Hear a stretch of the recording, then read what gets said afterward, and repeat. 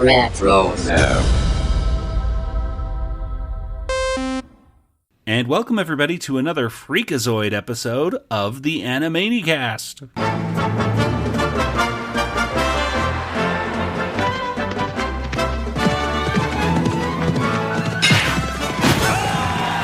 That Blue Knight guy's pretty good. He sure is. My lord. What? Oh, my lord. Right. Ha. Funny. You know, I like jousting so much I wish I could marry it.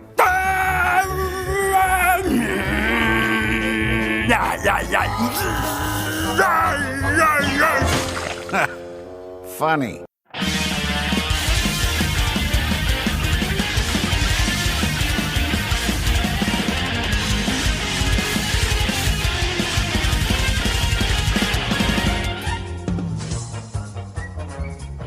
And welcome everybody to another episode of Freakazoid and Friends. That's right.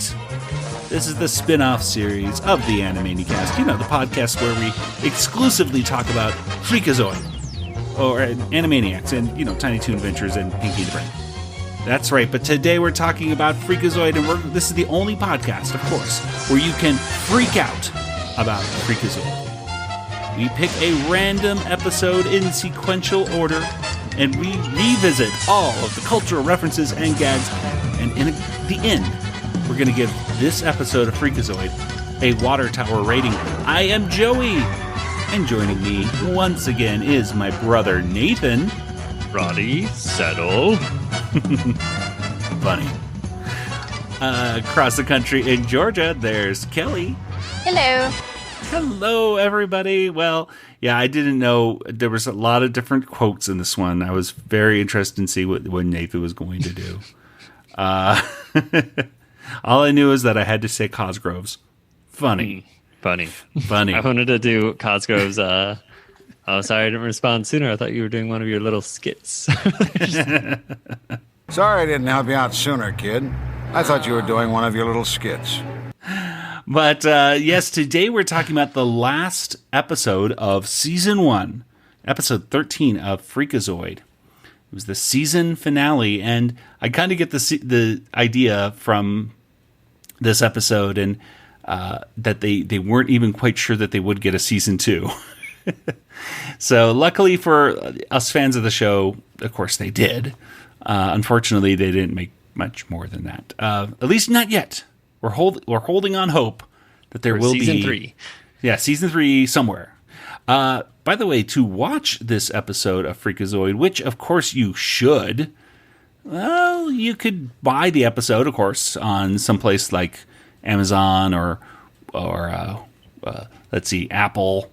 They all have it, you know, for like $1 or $2. You could buy the whole season on If you get the those season, streaming you get devices. some bonus content too. Oh, on the streaming devices? No, if you buy the season on a DVD. That's true. And that is really honestly, if you can get it, I really recommend the DVD because, of course, that gives you the special features and stuff like that. But You get commentary on 3 episodes, but not this one.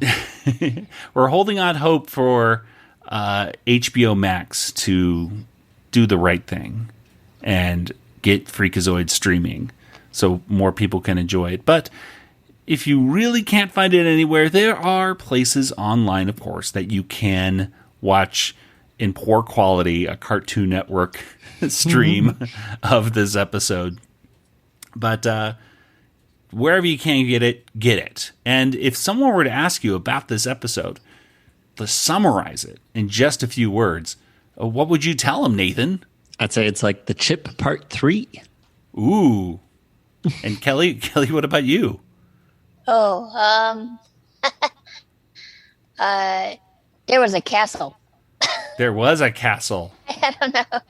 This episode was all over the place. I don't know. Wait a minute. An episode of Freakazoid that's all over the place? I don't know. Yeah. That doesn't sound like this show. I think she was watching a different show completely. No. We must know, you watched the last episode of Pinky the Brain on a treadmill. Did this one get the same treatment, or was this actually sitting down? No. This was during my lunch break, so I watched it in my car. There you go. So there you go. So we're just picking at the different places to watch these episodes. By the way, I can't believe it, I missed a reference for the Pinky and the Brain episode, the last one we talked about. It was Durward Kirby. I did not mention he was on one of those collector plates. And nobody out there cared a bit about it, but I almost... And still they don't. And still they don't. But I just want to put out for the record, I know now I missed a reference. It was Durward Kirby, and he sued Rocky and Bullwinkle because they parodied his name in an episode where they were searching for the Kerwood Derby, and Durward Kirby sued them because he said, they can't make fun of me. Did he win? I don't think so. I mean, come on. It's just a parody. And it's not like parody, they were really... It's hard, you can't... They were looking for a derby, and just because he must have just been teased when he was a kid about his name, I guess. But he was a radio and TV personality back in the 50s and 60s. Again, a person that you would know back then. And that old lady, Bernice, in that Pinky and the Brain episode, boy, oh boy, she liked her weird collector's plates, and that was one of them. Okay, well, before we get into our discussion of today's episode, Nathan, please tell us, when did this episode first premiere? Oh, okay. Well, Joey, this was on a Saturday. It was in February. It was on the 17th, and the year was 1996. This was just a day after Al Pacino and John Cusack star in the movie City Hall. Adam Sandler learns to golf in the movie Happy Gilmore, and Tim Curry stars opposite Kermit the Frog in Muppet Treasure Island. It's also the last day, the final airing of the original Mighty Morphin Power Rangers after its 145th episode. So that was this there day. You go. Muppet Treasure Island. What are your thoughts on that movie, Kelly? Not my favorite Muppet movie. I think I've seen it once. But I should revisit it because I liked Muppets in Space better the second time I watched it. So. Yeah, I was watching some of Muppets in Space just a little while ago, and I ended up finding myself chuckling at a lot of different things. Yeah, Pepe's funny. Yeah, Muppet Treasure Island. They were just going off of, this is what Muppet movies are now. We just take a book and we just read it and have Gonzo and Rizzo be the narrators. And no, it doesn't work all the time. It worked fantastically. But it had Tim Curry in it, so that's cool. That's true. Speaking of which, I saw Treasure Planet for the first time recently and did not like it. I've never seen that. No, it's on Disney Plus. I had to watch it because I think it's probably better than Treasure Island, but I don't know. They're both just not well, that good. there you go. It's what happens when you have Disney Plus. You end up just watching things that you're like, you know what? I've never seen this cartoon. I'm going to watch it right now. And then an hour and a half later, you're like, you know what? That was creative, but not going to watch that again. At any rate, let's go ahead and talk about this episode of Freakazoid. Let's talk about the Wrath of Gutierrez.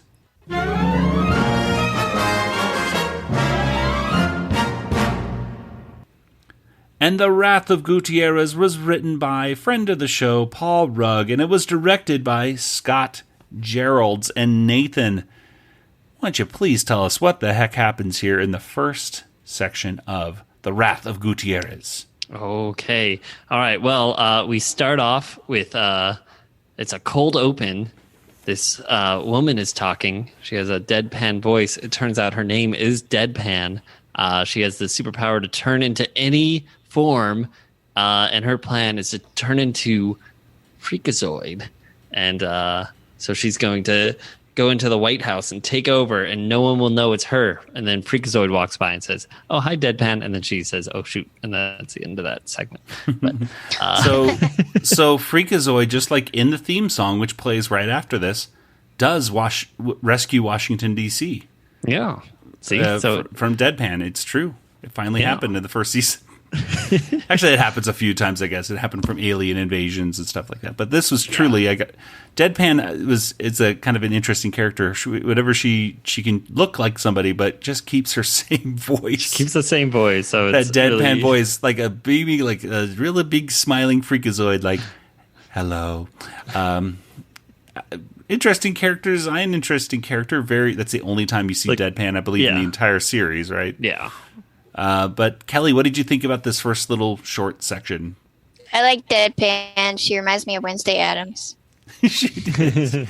I also like the part where she takes off she goes darn or whatever and just kind of looks like a cosplayer that's sad because she takes off the Freakazoid face but it still has the body, and I thought that was cute just seeing that. Nathan, what about you? She's like Clayface. Yeah. Oh yeah. She was voiced by Bibi Newirth, who has played Lilith on Frasier. If you recognize the voice. Really? Yeah. Oh my And goodness. And Cheers. I mean, And Cheers, on yes. Yeah. Oh, she's great. I think Yeah. she does. I think she still does some voice work and stuff too. That was great. Yeah. Oh, I like her. No one will ever know it's actually me. Hi, Deadpan. Hello, Rats. Well, it's funny that they pick somebody who actually kind of looks like Deadpan too. I mean, that's Yeah, I'm like, it's like basically the actually same person. she could play Deadpan in the Freakazoid movie. Yeah, they do a live action one. She should be. Yeah. All right. Well, anyway. Well, let's go into... So, Nathan, what happens in the actual... Then we get to the real thing of Wrath of Gutierrez. What happens then? Right. Well, Gutierrez, if you remember from the Chip, Part 2, was sent to prison after trying to kill Dexter's family or something. So he's still in prison. And we see the warden coming to his cell, and it turns out that Gutierrez is upset about something. I understand there's a problem with your computer. Oh, a trivial matter, really. I'm embarrassed to even mention it. But I will. The computer itself is wonderful. It even has the Pinnacle microchip as I requested. Perfect for playing my computer games like Chubby Fudge's Cooking Lab and Attack of the Grillery and my favorite, Amazing Castle. But, to my surprise, I find that I cannot log onto the internet because I don't have a phone line. He gets his internet, and it turns out he has the code from the Chip Part 1 and 2 that will turn you into a Freakazoid under his eye patch. So he types it in, hits the delete key, and gets sucked into the internet. And we cut to Freakazoid, and he is at medieval times, and he's watching with Cosgrove. They're having a lovely time. Freakazoid's making jokes like "My lord," and he's talking funny. And then when Cosgrove makes a little joke, Freakazoid suddenly starts making weird noises and crashes in face first into his own plate of food. And finally, Cosgrove realizes that he's actually hurt, so he rushes him to the hospital. But first, he has to stop by to get some fast food. Norma, it's Cosgrove. Give me a double chubby boy. And who's on the fryer tonight? Yeah, he's good.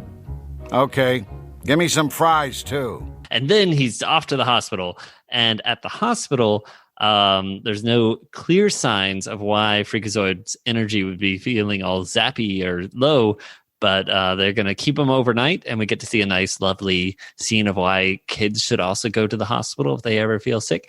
And then... sick or irpy, or when you're feeling irpy. I hate hospitals. They're icky. They keep blood in refrigerators. Not that you kids shouldn't go to the hospital if you ever need to. That's right, kids. Hospitals are places that make you well when you're feeling kind of irpy or have a foreign substance stuck up your nose. They'll fix you up and ship you out as good as new. Plus, the food's mighty fine. And that night, Gutierrez appears in a dream of Freakazoid, and he says, "Come find me, Freakazoid. Remember me. Laugh with me."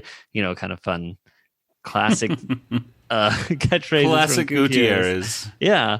But he wakes up, screams, and then a hand covers his mouth, and it turns out it's Roddy. If you remember the Scottish driving instructor from the Chip Part 1 and 2, he got zapped into the internet as well. So he is also a Freakazoid, but he looks basically the exact same. But he has a little stripe in the hair, so you can tell he has Freakazoid power. Yeah, what? Wait a minute. Now that makes me think about it. Does Roddy have Freakazoid powers? I don't think he ever does. Well, later he does some Obi-Wan stuff, I think, with Freakazoid in the second season, Yeah. I think. But I think he must have the same powers as Freakazoid. He just maybe isn't as weird. Although And Freakazoid, doesn't Freakazoid call him Obi-Wan in this segment? Because Yeah, he calls himself Obi-Wan. yeah, Right, Roddy calls himself Obi-Wan freaking Kenobi. There are a few Star Wars references in this one. Yeah, quite a few. Yeah. So anyways, he's Roddy has to give a bunch of exposition, and he's even complaining about how much exposition he has to give. But basically, Gutierrez is in the internet. He's locked out Roddy, so he can't get in there, but he's zapping all of Freakazoid's power, so he has to go in there or he'll shrivel up into like a prune if he stays in the real world. So he has to go on the internet, but there's going to be a trap in there, so he has to go in or he'll be destroyed. So he has no choice. So he's going to go on the internet, and that's what he does. He hits the delete key and is zapped in, and that's how this first segment ends. And then we go to commercial. Yeah. So Freakazoid's in the internet. What do you guys think about this first section right here? I had a lot of moments in it that I really liked. Let's start with the person who has never seen this episode before, Kelly. Where there's some moments in this one that stood out to you. I'm not even going to say things that made you laugh or anything, because I think I might be asking too much. So I can't remember. There's a point where Cosgrove's talking about Carrie Fisher. Is that yes? That's in this first part. This first part. Yeah, I remember he was driving when he was talking about it. So there was that. I like that movie. Carrie Fisher's a real cutie pie. And then the medieval times part was funny. The lady, that it actually was funny. I don't know if I audibly laughed, but I chuckled in my head. And because I've been to medieval times, we have one here north of Atlanta, and it's so silly. But it's kind of fun. And so I thought it was funny. It reminded me of when I went there. So yeah, those are things that stood out. All right. Yeah, the and the Obi-Wan and the Obi-Wan. Obi-Wan and the exposition part. Yes, exactly. I know. I was like, okay, good. We got some Star Wars things to hook Kelly in, at least for interest. Good. Excellent. Nathan, what about you? I like Cosgrove saying chubby boy and things like that. Yeah, there's a lot of silly things in this one. Chubby boy and weenie boy and all this kind of stuff. Yeah, the things that they got Gutierrez and Cosgrove to say are just very funny. Yeah, because here you have actual like Ricardo Montalban and Ed Asner, who are like, actual like respected actors saying silly things like that. Paul Rugg has gone on record many times of saying how much he enjoyed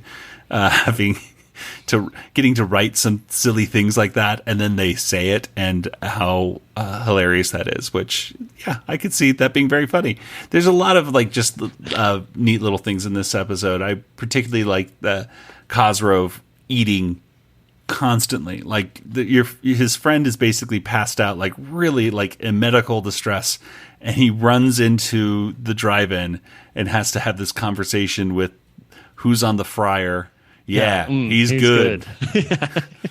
that has, ever since I saw this episode the first time in the 90s, whenever I will think about that many times going through a drive-through. I sometimes I am tempted to ask somebody who's on the fryer tonight, just to see what they say. But and then of course going back for his orange bang, and then going into the hospital, and he's eating a pizza, and he's falling asleep with like popcorn or peanuts on his stomach. It's Cosgrove, and I like how he has leeches that he can give to. he has leeches in his car. The main thing that he talks about that in the hospital that's great is that the food is really good. So Cosgrove the theme of Cosgrove and food was very strong in this first section. Mm-hmm. But and I did like the idea, just remembering back in the 90s when you needed a phone line to get on the internet. So that was I like when Gutierrez is on the computer, like he's sitting backwards on his toilet. Yeah, he has his own little desk, and he sings a cool little song, going like to get Freakazoid. Yeah. I'm gonna get Freakazoid, stupid little crazy boy, Freakazoid.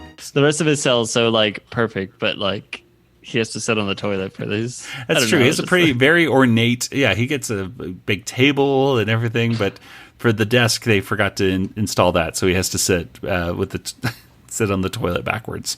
I like how the guards of the prison pat down the warden as he goes into the cell, into his own prison.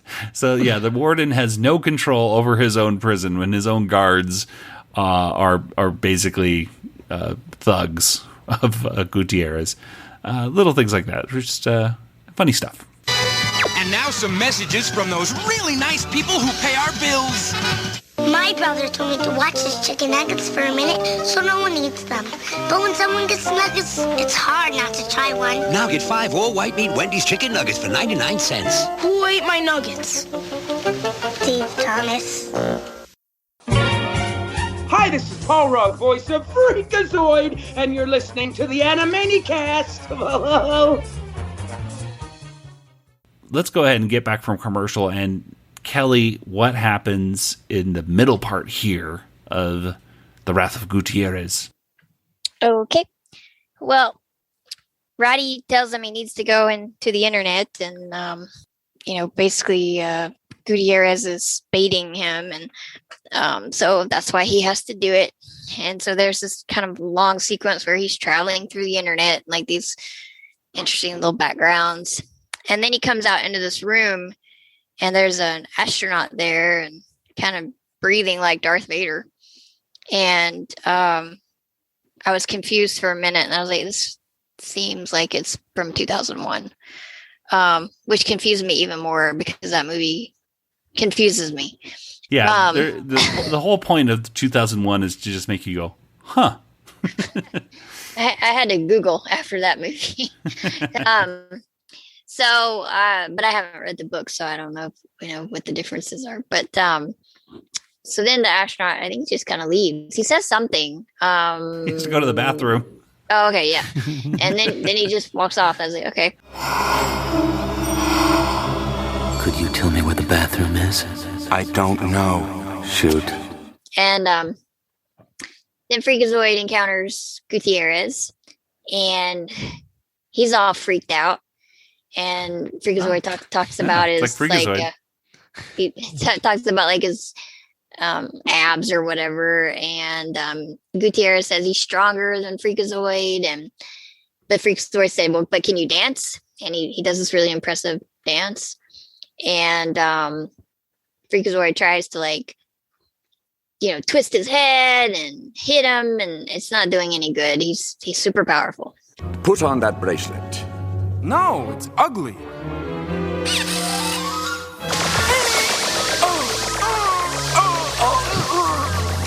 Stop! Hey!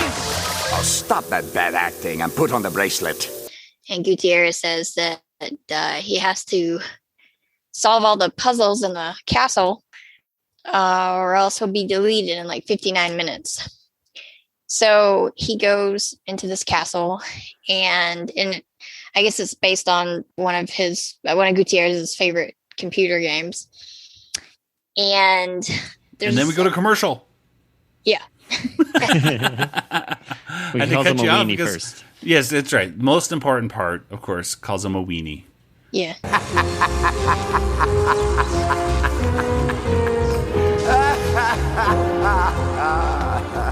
He's such a weenie. I am not a weenie. You are the weenie. It's a funny word, especially when Gutierrez says it. Gutierrez, yeah. So a short middle section.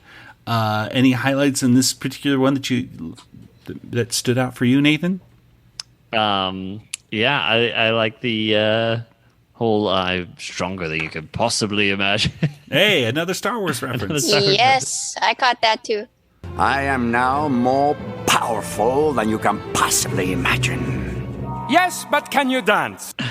And it's cool that he has this laser thing that could come out of his eye patch now. He seems like he just looks really cool and intimidating, Gutierrez now.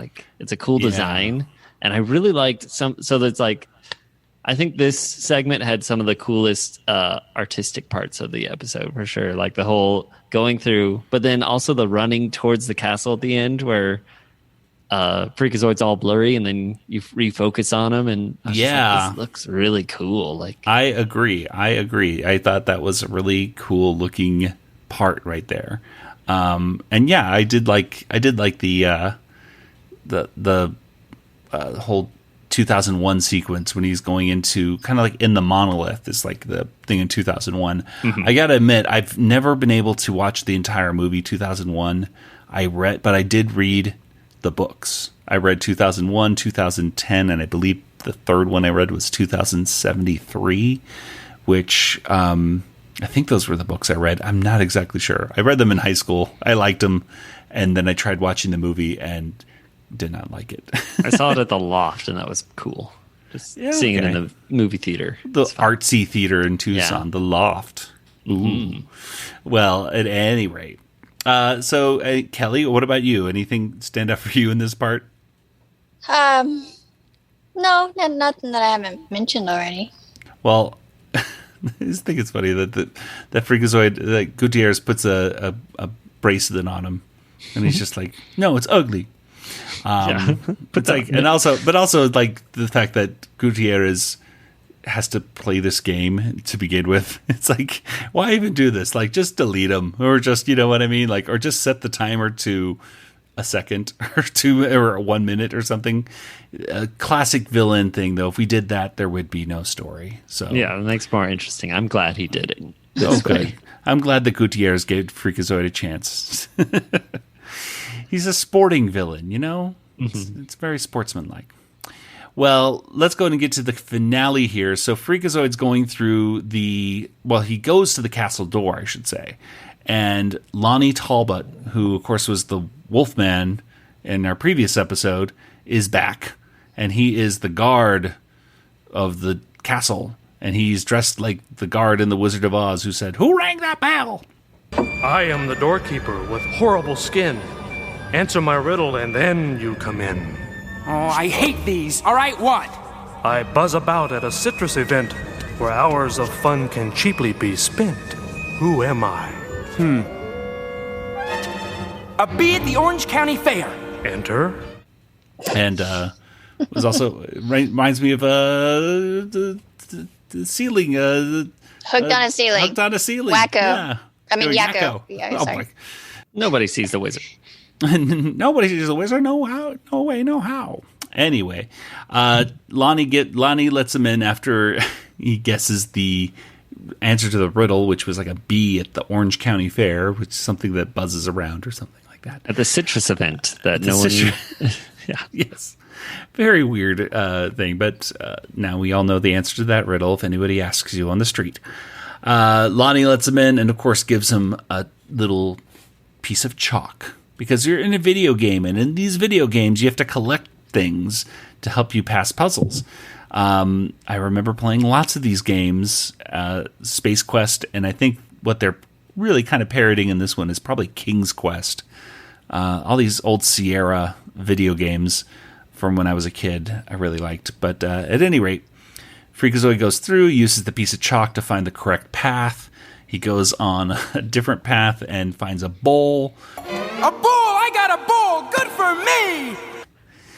He finds a bunch of different things. The timer is going down pretty quickly, and by the end of it, he finds a big pile of keys. And he knows that one of those keys is going to help him take the bracelet off his arm. And the timer's going down quickly. He just has a few seconds, and luckily he finds out which key it is because he puts on these sunglasses that he got off of a statue, and then he can see which one's glowing. So he takes off the thing, throws the little bracelet, it explodes, and there's Gutierrez saying, "Good job, but now you're going to be eliminated." I said that if you found the key, you would not be deleted. I made no other promises. You win. Don't say the winning word. No, no, no. So they have a little battle. It's such a weenie. They have a little bit of a battle. Freakazoid tries charging Gutierrez, but Gutierrez has been doing sit-ups So he is nothing can knock him over. He's not even ticklish. No, he's not even ticklish.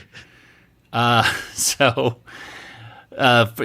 uses that cool eye patch zappy ray, and Freakazoid luckily puts down his sunglasses. It goes right back to Gutierrez, where Gutierrez, I guess, is weakened.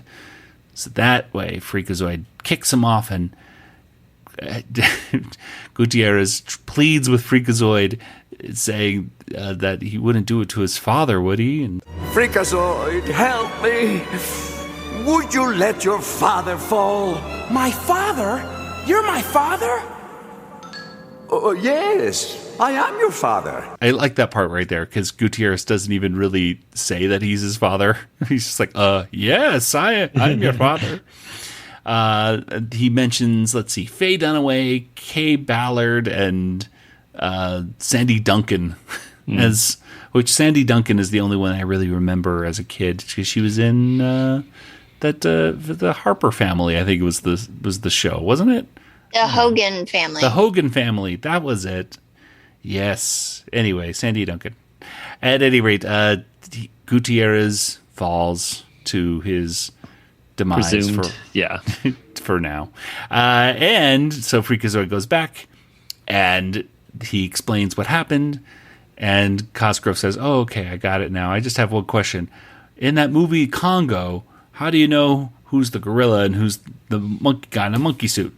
So they end up going to Congo, where they try to explain to Cosgrove which one is which, and they do not succeed. That's a real monkey. No, that's some guy in a suit. Okay, but now that's a real monkey. No, that's another guy in a suit. Okay, I see what you're saying now. There, that's a guy in a suit. No, that's a real monkey. How can you tell? It's obvious, Cosgrove. There, now that's a real monkey. That's a guy in a suit. We're gonna have to see this again. And that's the end of the episode. And that's the end of season 1 of Freakazoid. So, cute stuff right there. I enjoyed it. Any moments in this third part that stood out for you as of note? I won't say funny, Kelly. I will say of note. What did you see that stood out for you?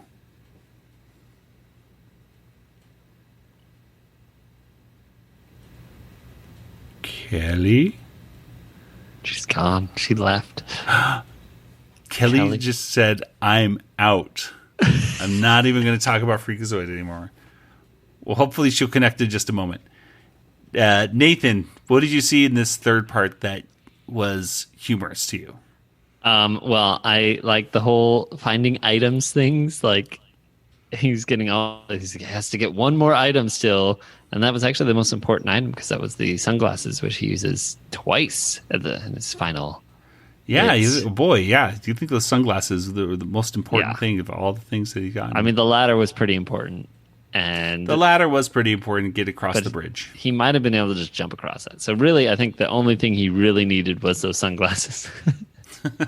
And I really like the chalk thing. That's so stupid because he really didn't need the chalk either. He had to write on the floor. I went in here. I came out here. Out here. So go over here. It's just like you don't need chalk for that. The timer was all over the place in this one. Like it was 30 minutes went by in no time at all. Yeah, from like the just time going to the up to the chalk. He cut the bowl and did the chalk, and that took 40 minutes or something. And I did time it when he checked right after he got his sunglasses that there was like a minute and a half-ish left or something like that. Because there was like 3 or 4 minutes left or something. No, it actually exploded faster than a minute and 30 seconds, which cool. actually surprised me. I thought, okay, I think this is probably going to go later, but no, it actually time does go faster in that castle. Time is, timey-wimey, Usually when they get down to like 10 seconds, it goes slow, Definitely usually in these shows where they go like, you've got 10 seconds left, and then it's like 30 seconds later, like 8. Yeah. You're like, Kelly, what about you? Is there any parts in the third section that were of note? I thought it was funny when they went to see the Congo movie and they kept debating over whether it's Huh? I was going to say, have you actually seen the movie Congo? Because I've Yes. tried to see it. No, and I saw it. I think it's a Frank Marshall, Kathy Kennedy movie. I do remember it's a Michael Crichton book. Yes. So I read the book, and because I thought, I think it's an Amblin movie. Let me double check. I think you're probably right. This was in the 90s after Jurassic Park. I think every movie studio was like, let's try to make a movie of every single Michael Crichton. And Michael Crichton had a big hit with ER, and it was, Michael Crichton could do no wrong. And so let's just adapt everything. And so then there was Congo, which didn't do that well. And then there was Sphere, which didn't do well. And then there was the 13th Warrior, I think it was called, which was... Didn't do well. Yeah, which was off of Eaters of the Dead, I think, which didn't do well either, which I like that movie, actually, but besides the point. I think Rising Sun did okay. Rising Sun did okay, and didn't he write Disclosure, I think? Yes. So he had kind of a 50-50 with these movies. And I feel like Congo didn't do terribly. It probably maybe broke even. It might have broken even. And see, Congo, I'm looking at it. Congo even had Tim Curry. I don't understand why it didn't do better. I don't know. Well, I know in previous discussions we've talked about how it was John P. McCann and Paul Rugg had gone in to go see Congo and thought it was hilariously bad, is what I think, something along those lines. Like they just thought it was. I think I had to watch it in school. But it was a Frank Marshall movie. I don't see Kathleen Kennedy listed here, but I thought they both worked on it, and I don't see that it was an Amblin film, but I could be wrong. I mean, I'm just looking on IMDb and trying to go off about my memory. It's possible. I knew Frank Marshall was connected to it for sure. It's possible that Frank Marshall could have left Amblin by then too, maybe. Yeah, because they kind of went out and worked on their own. Stuff. I don't remember what year they started doing that. Well, anyway, Pretty Amy Pretty, and White Apes Pretty is what I Amy, as Boron said. It's a Congo reference. It's good. Congo. I know 2 Congo references in this first season of Freakazoid. Yeah. And by the way, we didn't even mention that we hit the trifecta of female celebrities at the beginning with Deadpan, turning into Princess Diana and Barbara Streisand and Hillary Clinton. Who those 3 showed up at least 2 or 3 times in this first season. Yep. Hey, they were on the model sheets, and it was easy to show the animators draw them like this. Which, side note, I remember watching reruns of Freakazoid and always kind of feeling that sad awkwardness whenever they showed Princess Diana showing up, because it was just like, oh, she just died. So, yeah. But anyway, on that note. Let's go ahead and get to our water tower rating.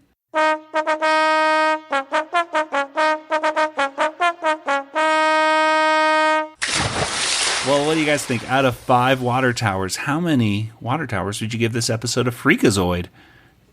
Kelly, why don't we start with you this time? I think I'll go with 4. I thought it was pretty consistently strong.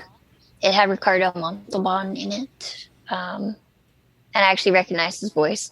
I was like, either that's somebody doing a Ricardo Montalban voice or that is Ricardo Montalban. So it was the latter. So I thought that was really cool. And Cosgrove was just hilarious in it. And it had Star Wars references. Yeah, exactly. So you got those 3 things. Nathan, what about you? I'm going to go ahead and give it a 5. I think it's just really, really good. Like, story-wise, it's some of the best plot points that you get in a Freakazoid. It's a nice conclusion to Chip Parts 1 and 2. It's a nice, bringing back.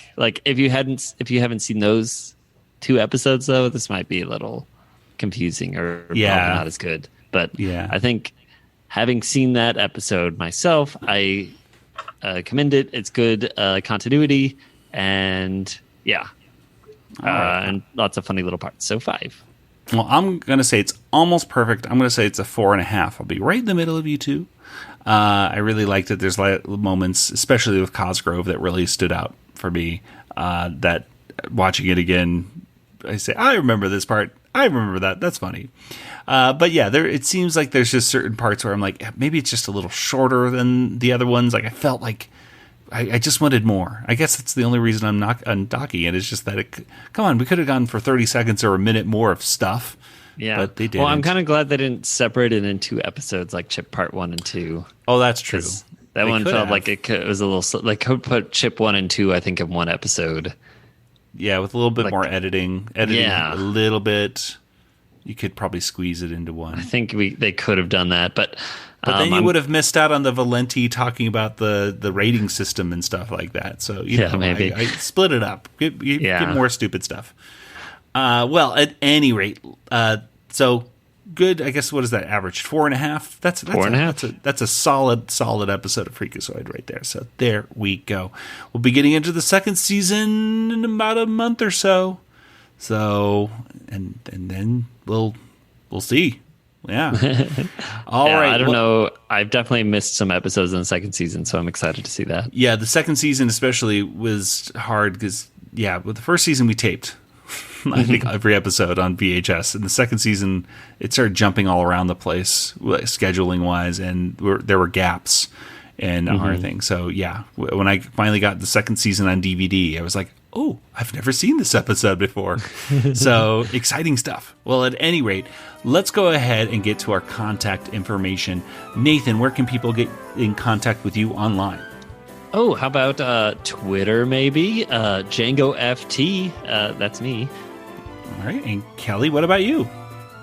I'm also on Twitter, Yoda Princess, YODA, or email me, Kelly@BigShinyRobot.com. All right, and as for the Animanicast, we are on Facebook and Twitter and Instagram and several other online places as well that you can probably find us. You can send us an email, which is animanicast@gmail.com. And of course, we're a proud member of the RetroZap Podcast Network, so you could always go to retrozap.com to check out our episodes there, or subscribe to the RetroZap feed, and that way you get this podcast and all the other RetroZap podcasts delivered straight to your device for free. And don't forget, you could become a patron of our show to support all these crazy episodes that we're doing. Plus, you'll be getting bonus content every week. What kind of bonus content, you ask? Well, you could get us just talk about stuff, like, random stuff before recording. Or you can get a great Animaniacs episode commentaries with Tom Ruger. Ooh, that's right. We're going over every episode of Animaniacs with Tom, and we're having a blast doing that. Plus, you can even get decals and signed Animaniacs trading cards. So check it all out at patreon.com/Animaniacast.